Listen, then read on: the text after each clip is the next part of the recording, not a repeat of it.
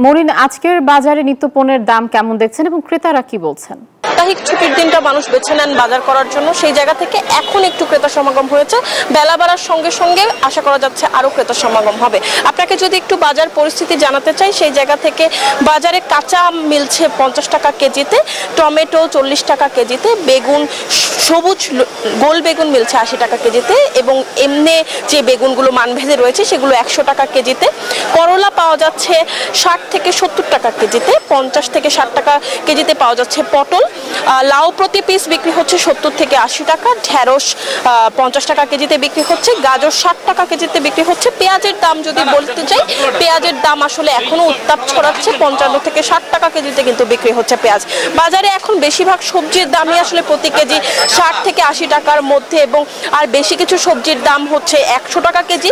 তো সেই জায়গা থেকে বিক্রেতারা বলছেন যেহেতু শীতকালীন সবজি প্রায় শেষই হয়ে গেছে, গ্রীষ্মকালীন সবজির সরবরাহ এমন একটা আসেনি, যখন পুরোপুরি সবজি বাজারে চলে আসবে সেই জায়গা থেকে তখন হচ্ছে সবজির দামটা কিছুটা কমার সম্ভাবনা রয়েছে। ক্রেতারা বলছেন আসলে হুট করে সবজির দাম বেড়ে যাওয়ায় অনেকটাই ভোগান্তিতে আছেন তারা। আমরা এখান থেকে এই ছিল সর্বশেষ রাজধানীর বাজারে। আমরা চলে যাব ইলিশের বাজারে, সেখানে আছেন সহকর্মী মিরন। আমরা চলে যাচ্ছি বরিশালের ইলিশের বাজারে। মিরন, আপনি জানাবেন ইলিশের বাজার কেমন দেখছেন?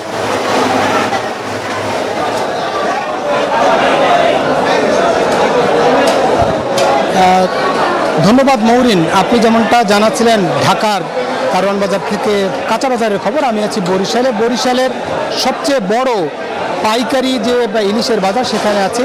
আপনি জানেন যে এখনও কিন্তু ইলিশের সরবরাহভাবে বাড়েনি, কারণ যদিও 2 মাসের যে নিষেধাজ্ঞা, সেই নিষেধাজ্ঞা পরিপালন হয়েছে দাবি করা হচ্ছে, কিন্তু নিষেধাজ্ঞা পরিপালন হলেও এখন পর্যন্ত বাজারে পর্যাপ্ত ইলিশ মেলেনি।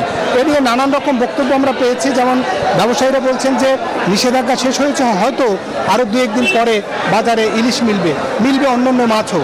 তবে কেউ কেউ বলছেন যে আগে এই মোকামে যত মাছ আসতো এখন কিন্তু অপেক্ষাকৃত সেই মাছের পরিমাণ কমে গেছে, কারণ পদ্মা সেতু হওয়ার কারণে বেশিরভাগ মাছ নানান মোকাম থেকে চলে যাচ্ছে সরাসরি ঢাকা সহ দেশের বিভিন্ন স্থানে।